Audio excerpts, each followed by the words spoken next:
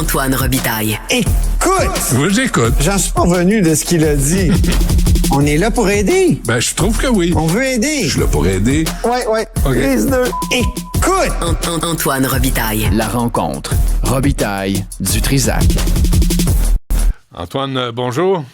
Bonjour. Je viens d'écouter Kim et je retiens Nice. un mot, le bac bonbon. Qu'est-ce que ça te dit, ça? Ben, il faut revoir cette formation-là, c'est clair. Ouais. Puis, Kim te disait, elle a déjà 2 bacs, puis après ça, elle a dû, si elle voulait devenir enseignante, il fallait qu'elle fasse un autre bac. Ouais. Tu sais, non, ça marche pas, là. Et je sais que le ministre Drainville a organisé, puis le ministre Roberge avant lui avait essayé d'organiser des passerelles pour que les gens comme ça qui ont des baccalauréats. On reconnaît tes compétences. Ben oui, oui. mais c'est pas facile, puis il y a beaucoup de monde qui continue de parler de gens qui ont 2 diplômes comme ça, mais qui n'ont pas le bac en enseignement comme des non légalement qualifiés, t'imagines? En tout cas, non, il faut que ça soit légalement qualifié. Quand tu as un bac, tu es allé chercher, mettons, 1 an en pédagogie, là.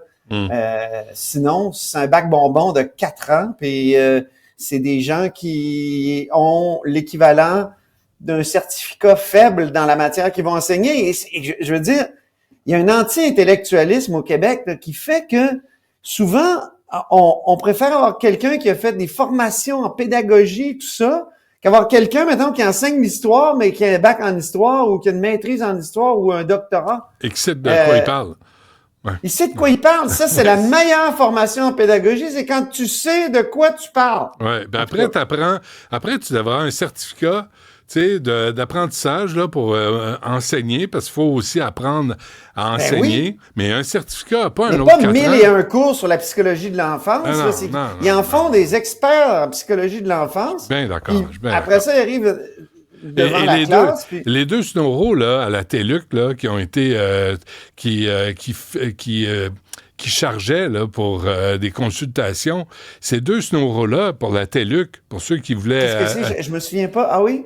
Ah non, écoute, je vais te sortir les noms et les chiffres. Je pensais demain. que la TELUC offrait comme ce certificat-là. Oui, moi, c'est je trouvais ça intéressant. mais il y a 2 snoraux là-dedans qui chargeaient à la TELUC comme consultants. Et ces 2 snoraux-là voulaient absolument entendre dire les femmes, on s'entend essentiellement des femmes, qu'elles étaient vraiment incompétentes.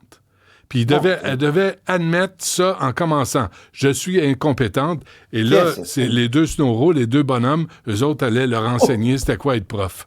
Demain, je te reviens avec les détails, OK? Parfait, on s'en parle demain.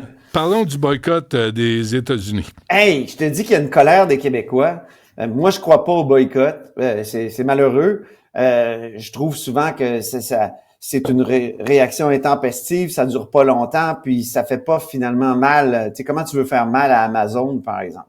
Mais j'avoue que là, la force de la colère, l'acuité de la colère est très, très grande. Et c'est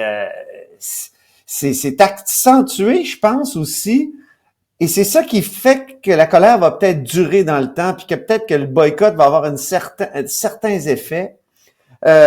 Par la flopée d'autres propositions controversées du président Trump qui incarne d'une certaine façon les États-Unis. Tu as vu ce qu'il a dit sur Gaza hier? Déplacement de population. Là, il y en a qui disent mais c'est une sorte de nettoyage ethnique. Donc, c'est hallucinant. Moi, je pense que non, mais attends, déplacement de la population, il y en a du déplacement de population, là. Tu sais, il y a des migrations massives, il y a des... C'est pas... c'est pas souhaitable, mais c'est pas exceptionnel. Là. C'est parce que dès qu'il y a une idée sur la table, tout le monde s'acharne à démolir ça. Mais si tu laisses la bande de Gaza au Hamas, ça va être à recommencer.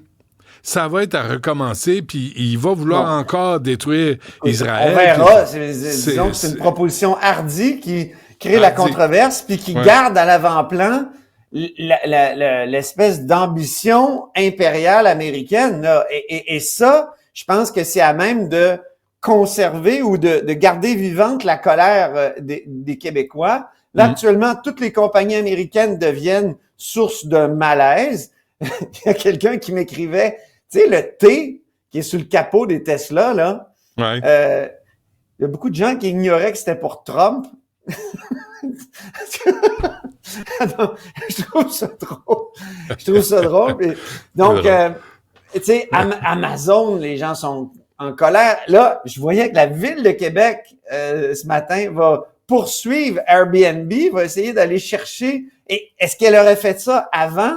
Mais il est peut-être temps, il est peut-être temps qu'on se désaméricanise. Ben oui. On est tellement dans une espèce de toile américaine. Qu'on se fâche avec notre carte de crédit, ça fait peur au monde.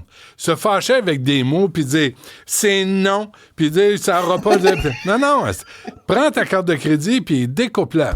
Prends ton abonnement d'Amazon. J'ai failli craquer il y a 2 jours. J'ai failli me réinscrire. Là, j'ai fait « non ». Qu'est-ce que tu voulais aller acheter là-dessus? Ah, c'est une niaiserie, une patente à gosse, une manette pour la télé. La télécommande, la télé en bas est tout croche, ça fonctionne mal, vraiment mal. Puis je n'ai vu, puis là, ils pourraient me le livrer à la porte. Mais sinon, il faut que je fasse le tour des magasins, des Best Buy, puis de tous les magasins. Les télécommandes universelles, il y en a plein dans les Canadian Tire. Ben ouais, il faut que j'y aille, tu sais. Ben oui, il faut que tu marches. Ouais, mais là, ils me le livrent à la porte. C'est dur pour le bonhomme. Hein? Le bonhomme capable de marcher, ça gramouille, arrête, là. C'est juste, t'as pas le goût d'aller dans un... Tu sais, j'ai pas le goût d'aller dans un magasin, tu sais, où tu parles à quelqu'un, puis il sait pas de quoi il parle, puis il t'envoie dans une allée, puis... Non, c'est le service qui est pourri au Québec. Le commerce au détail, le service est pourri. Tu poses une question. Donne une chance au monde, donne une chance. Ben, je n'ai donné des chances. Là, tu dis, je veux telle chose, t'envoies dans l'allée 3, puis finalement, tu fais le tour, t'es dans l'année 29, où c'est, tu sais, puis il sait pas. Là, tu dis, ça te fait faire des pas, faut que tu fasses 10 000 pas par jour, M. Dutrisac. Bon, on va voir ça de cette façon-là.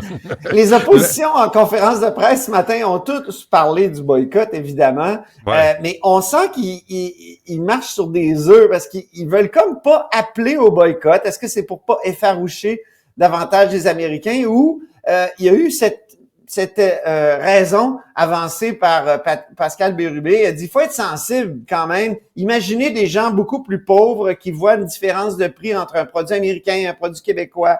Il faut peut-être être conscient que ça peut être difficile.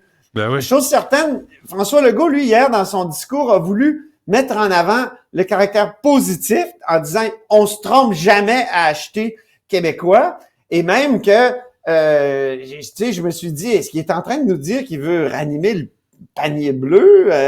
On achète québécois, mais par exemple, les autobus électriques avec Lyon, mais ça a foiré. De la scrap. Hein. Mais le panier bleu... Donc, on se trompe peut-être pas jamais, mais en tout cas, c'est sûr que c'est mieux parce que c'est vrai que ça peut sécuriser mais le panier bleu, ici. Antoine, c'était même pas transactionnel. Tu sais, t'allais voir le panier bleu, puis il dit... À la fin, oui. À la fin, oui, mais c'était trop tard, là, tu sais. Le système d'Amazon est archi performant. Fait qu'on a besoin de se lever tôt. Juste une parenthèse. Hier, Antoine, si tu croises nos amis du Parti québécois, qu'on a appelés ce matin, hier, ils ont déposé une motion pour dénoncer les primes accordées aux gestionnaires au cadre de Santé Québec. Fait que là, on a appelé et on dit, avez-vous des chiffres? Quel genre de primes? Combien de cadres? Ils sont là depuis combien de temps? En fonction de quels résultats escomptés? Est-ce que, tu sais, avoir un peu de détails. Non. Appelez Paul Brunet. Paul Brunet qui est... C'est ça, ils ont comme repris le truc de Paul Brunet puis ils l'ont amené sur la place publique. C'est ce que Pascal Bérubé a dit ce matin, peut-être, qu'il voulait te répondre de façon implicite. Mais il est tout seul dans son bureau, Paul Brunet. Le Parti québécois a quand même un budget pour des recherchistes. Ils pourraient travailler de leur bord un peu, au lieu de juste prendre le travail de à l'heure des charges, ils n'ont pas un gros budget. Non plus que Paul Brunet, en tout cas. Ouais. Puis non moins que Québec solidaire puis le Parti libéral. Alors, Québec solidaire, là, si t'es lance sur Gaza, ça les intéresse. Tu lances sur le Québec... Là, ils font des recherches. Ah, écoute, là, oui, c'est cassé. Je veux te dire que la relation Québec-États-Unis est vraiment envenimée. Hein? C'est terrible. Et ça peut être très personnel. Il y a Madoua Nika Cadet, qui est députée libérale de Bourassa-Sauvé. Son mari est américain. Et ce matin, la question lui a été posée en point de presse. C'est intéressant. Est-ce qu'il y a un malaise dans le couple? On peut écouter sa réponse. Non, ça suscite aucun malaise. C'est sûr que on a des conversations très intéressantes sur le conflit qu'on vit en ce moment, mais je pense que comme bien des Américains, il n'est pas tout à fait satisfait donc de la situation. Donc il voit de la manière dont le président Trump donc a décidé donc de gérer le tout. C'est un Américain, mais ça demeure donc quelqu'un qui vit ici au Canada, qui vit ici au Québec depuis plusieurs années et qui est aussi touché par les menaces tarifaires. Donc, c'est ça, c'est un Américain, mais qui vivant ici, il peut être aussi une victime de tout ça. Donc, j'ai trouvé intéressant. C'est sûr que c'est ce que je veux souligner, c'est on a tellement de liens avec les Américains que ça fait en sorte qu'on est souvent dans une espèce de, comment dire, ça nous place cette nouvelle situation-là dans un dilemme puis dans des tensions, je pense, bien inutiles, si tu veux mon avis. Moi, je suis de l'avis du baron de Montesquieu. Lui, il faisait la promotion dès le 18e siècle du doux commerce. Qu'est-ce que c'était le doux commerce? C'est quand des pays font du commerce entre eux, ils ne se font pas la guerre. Toute la communauté européenne, l'Union européenne, s'est basée sur cette idée-là. Quand on se met à justement foutre des barrières, quand on se met à huer nos hymnes nationaux, on va dans le sens contraire du doux commerce. Et je pense que, tu sais, toi et moi, on a grandi dans une époque justement où libre-échangiste et on a connu la paix, en tout cas dans nos pays. Ouais. Ça nous amène juste de la merde, ce qui arrive actuellement, puis ça n'enrichit aucun des deux pays. Je trouve ça déplorable. Le libre-échangisme, ça marche pour les pays, mais pas pour les couples. Ça, c'est la première affaire. Puis pour Montesquieu... Effectivement, je suis d'accord avec toi. Je pense que oui. Et pour Montesquieu, je te dirais, moi, à mon tour, là où on mange du bacon, il n'y a pas la guerre. Ah, ça, c'est vrai. Dans le doute, ajoute du bacon. Merci beaucoup. J'ai envoyé cette affiche-là récemment. Hey, je veux te parler de Magali Picard. On n'a pas le temps. 15 secondes, parce que là, il faut que j'y aille. Il faut que j'aille voir Dubé aussi. Ben oui, mais tu sais, t'as allongé ton autre entrevue avant, là. Pas tout. Ah non? OK. Non. Entrevue avec Paul Larocque. Et ce matin, avec Patrick Lagacé, je dois dire, j'ai trouvé Magali Picard, là, épouvantable. Parce que Magali Picard, évidemment, c'est la présidente de la FTQ. FTQ Construction, on a découvert qu'ils se payaient des verres de scotch à 55$ et compagnie. Elle, là, tout ce qu'elle a eu à dire ce matin, c'est que, il y a des sujets bien plus importants que ça, là. Tu sais, Trump, puis tout ça. Hey, je m'excuse, là. Et vous êtes fiduciaire de quoi? Des cotisations que les gens paient à votre syndicat. Et elle s'en est pris carrément à la source en disant que la source avait commis un geste criminel en coulant des comptes de dépenses au journal.